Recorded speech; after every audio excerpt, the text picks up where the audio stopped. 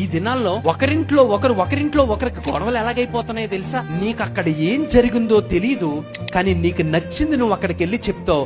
చూస్తారు, చూసిన దాన్ని వారికి నచ్చినట్టు మాట్లాడుకుంటా. వినలేనప్పుడు చూచిన దాన్ని మనకి నచ్చినట్టు మనం ఎలా చెప్పగలం? ఇక్కడ మాటకున్న పవర్ చెప్తున్నా నేను. మనం మాటలు మార్చి మాట్లాడుతున్నామేమో, తెలిసి తెలియని విషయాలు పట్టుకెళ్లి వేరే వాళ్ళ దగ్గర చేరదీస్తున్నామేమో. మనము బానే చేరదీసేస్తున్నాం గాని మన వలన అమాయకులు చనిపోతున్నారు.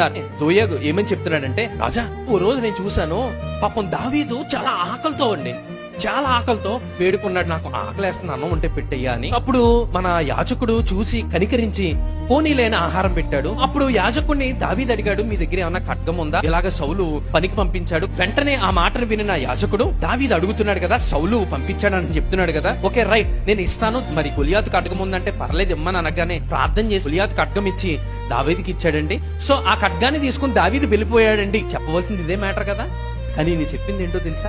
ఓ రోజు దావీదు అహిమెలెకు దగ్గర రావడం చూశాను నేను. అహిమెలెకు దగ్గరికి రాగానే అహిమెలెకు దావీదు కోసం దేవుని దగ్గర విచారం చేసి భోజనం పెట్టి గొలియాతు ఖడ్గం ఉంది కదా, గొలియాతు ఖడ్గం ఇచ్చి పంపించాడు. అక్కడ జరిగిన విషయం ఏంటి అసలు?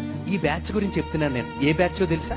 చూస్తారు, చూసిన దాన్ని వారికి నచ్చినట్టు మాట్లాడుకుంటారు. దోయగు బ్యాచ్. నువ్వు చూసావు కానీ వినలేదు కదా. వినలేనప్పుడు చూచిన దాన్ని మనకి నచ్చినట్టు మనం ఎలా చెప్పగలం? అందుకే నేను మాట చెప్తాను, మీకు విషయం తెలిస్తే మాట్లాడండి, తెలియకపోతే మాట్లాడడం మానేయండి. ఈ బ్యాచ్ అందరికీ చెప్తున్నా. అంటే మనకి నిజం తెలియదు, నిజం తెలియకుండా మనకి నిజం తెలుసు అని చెప్పుకొని వాడి గురించి వాడి గురించి ఇక్కడ చెప్పడం, మాట అక్కడ చెప్పడం. ఏంటి ఈ మాటలు చెప్పుకొని మన మెప్పు కోసం మనం చేసుకుంటూ పోతున్నామేమో దోయగులాగా.